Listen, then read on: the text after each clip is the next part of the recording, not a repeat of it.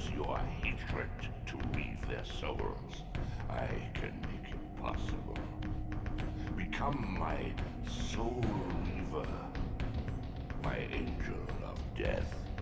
Legacy of Kain Soul Reaver is a third-person action-adventure video game developed by Crystal Dynamics and published by Eidos Interactive. It was released in 1999 for the PlayStation and for the PC. It received a port in the year 2000 for the Dreamcast, and it was remastered alongside its sequel in the year 2024. Soul Reaver was very well received. It was praised for its moody and atmospheric visuals, for its amazing voice acting, for its kick-ass soundtrack, incredible story, and writing. But despite all of the praise, I have to ask, does it still hold up today? Hello everybody, I am Reaver, and this video is the second installment in a 5-episode series where I play through and review all of the games in the Legacy of Kain franchise. And as I have already stated, today we're talking about Soul Reaver. Sort of. See, I actually played the remastered version for this review, not the original, so technically this is a Soul Reaver remastered review, but the remaster doesn't really change anything too dramatic, right? It doesn't change anything about the gameplay or the story or even the sound in any sort of way. The only thing it really updated was the visuals. And the cool thing about it was that you can switch between the original graphics and the remastered graphics whenever you want with just the press of a button. And they also included some cut content, like levels that were supposed to be in the game but were cut, and some like videos, some recordings of the actual voice actors doing their lines in the studio, which is really cool. You know, even thinking about including something like that in a remaster shows that the people in charge of this project, they really had a lot of love and a lot of passion for this game. So I feel very confident saying that this review would be valid, just as valid as if I were to play the original. Now with all that out of the way, let's get into the actual review. So, first off, let's talk visuals.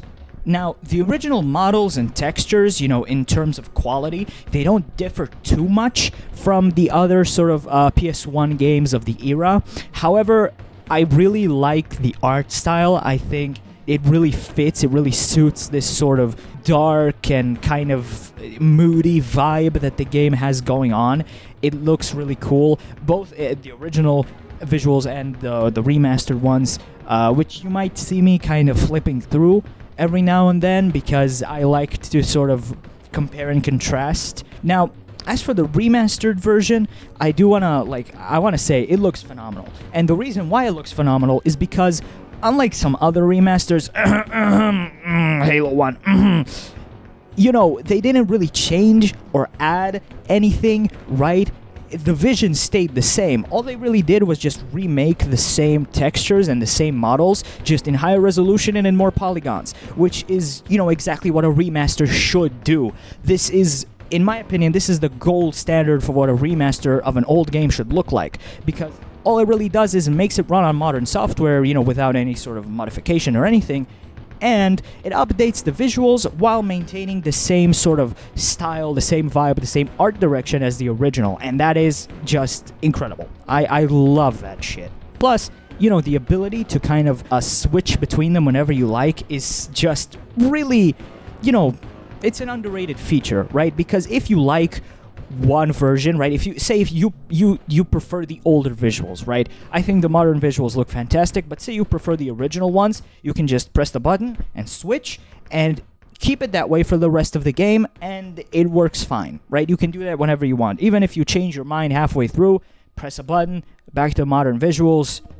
Phenomenal. Love it.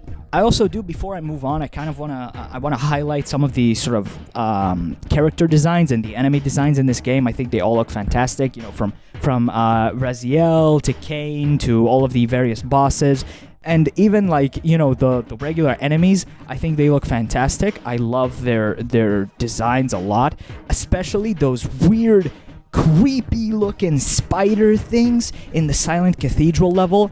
They look just delightfully creepy. I love it. I love that design so much, and I just had to highlight it here.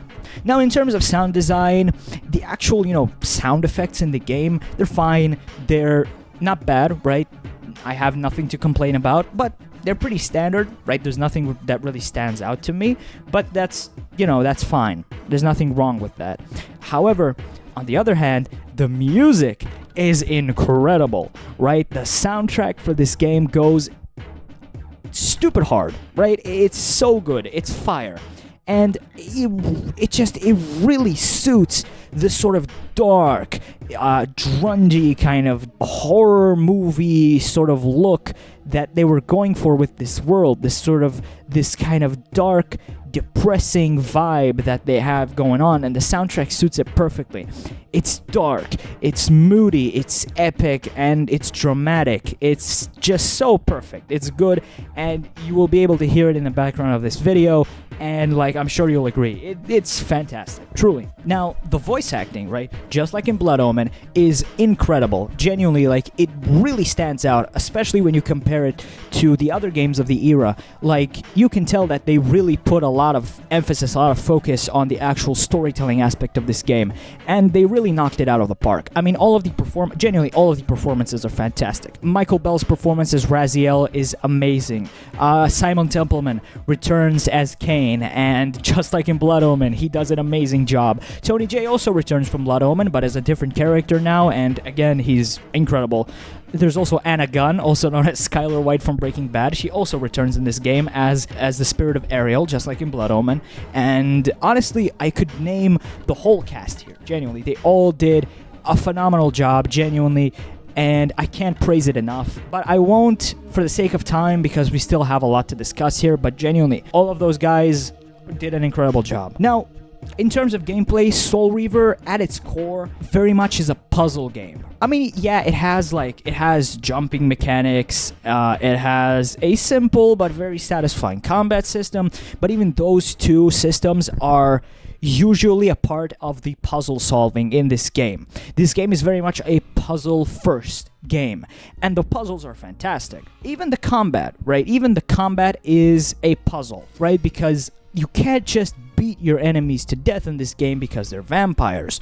So instead, what you have to do is you have to use things like spikes and spears and fire and sunlight and water to kill your enemies. And sometimes you're facing multiple enemies and you have to figure out how to navigate that. And sometimes that means you really have to get creative with how you go about dealing with the combat encounters in this game, which is fantastic. I think that, it's far superior having your combat be a puzzle rather than an unsatisfying, clunky mess like it was with Blood Omen. It really feels like they figured it out here, right? They did it right, and I really appreciate that. Now, we can't really talk about the puzzles without talking about what's really the main mechanic of Soul Reaver, the main thing that makes this game stand out from all the other games of the era, and that's your ability to switch between two different worlds whenever you want, right?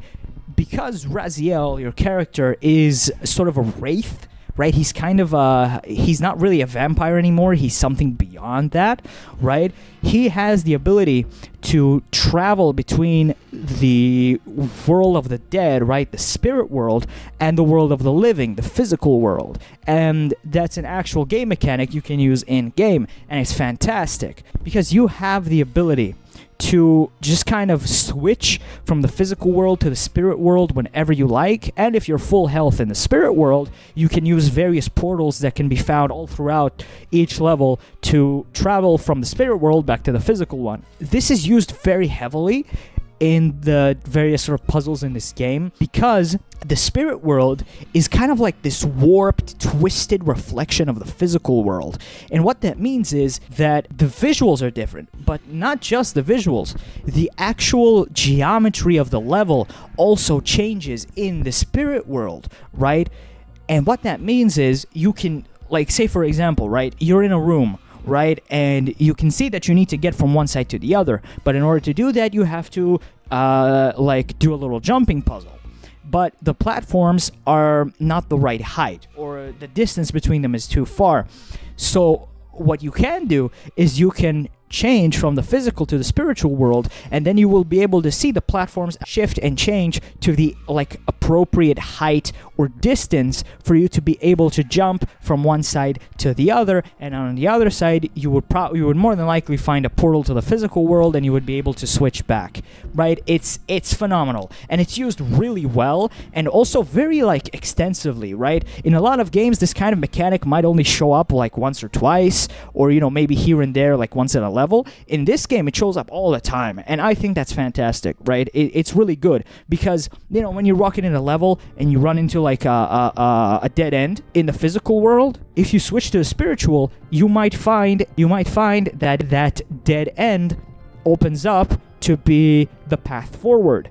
Right? And now it's not a dead end anymore. Now you know where to go. It's really cool, and it's used super well in this game, and I can't praise it enough, truly. Now, this mechanic also, it really ties in really well with the combat as well, because if you're in the physical world, right, and you're fighting, and you run out of health, you get transported back to the spirit world. And in the spirit world, you can recharge your health, you can refill your health using various different means, and then use a portal to travel back into the physical world and try again. But, see, the spirit world also has dangers in it. So if you run out of health in the spirit world as well, you get sent all the way back to the old god's chamber in the very beginning of the game. Now, you might think that this would be like a real pain in the ass because it sends you all the way back to the beginning of the game, but it doesn't reset your progress. And throughout the game, in each level, you will also be able to find like a portal gate that you can use to travel from one level to another, which means that, sure, you get sent back to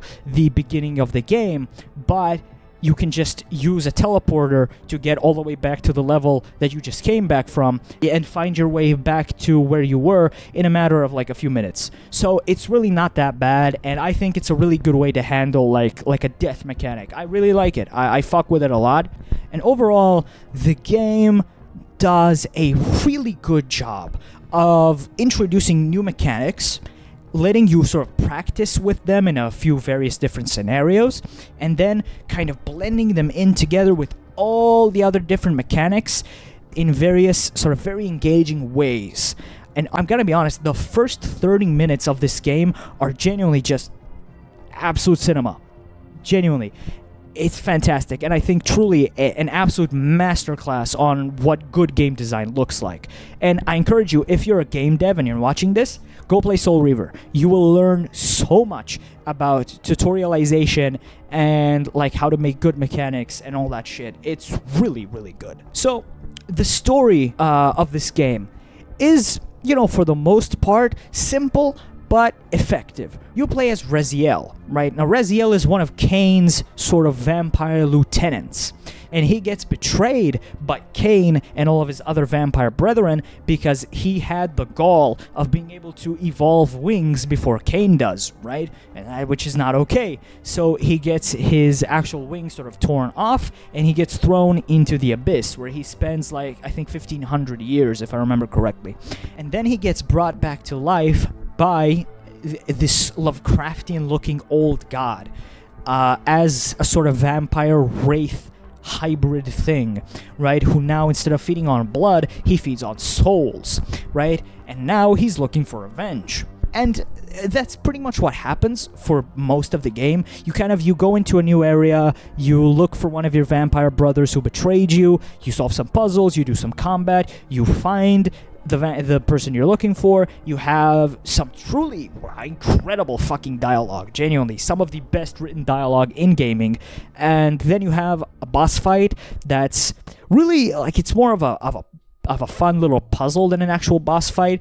And then you kill them, you absorb their soul, which unlocks a new ability, and then the cycle sort of repeats itself. That is until you get to the very end of the game, where you finally get to have your sort of big confrontation with Kain, and then you get to hear one of the greatest dialogues in gaming history. And this is where the story really picks up, because suddenly it gets really conceptual. There's a lot of discussion of like fate and time and things like that. And I won't spoil too much, but it really sort of makes you feel like there's something more to this, right? Like there's something more going on. Like it's not quite so simple, right? Everything is not quite as it seems, and it really makes you want to find out what exactly is going on. It really makes you want to find out what you're missing. And also, like, the game ends on a cliffhanger, which is annoying, but also, like, it was such a good cliffhanger that it made me want to just boot up Soul Reaver 2 and see what happens,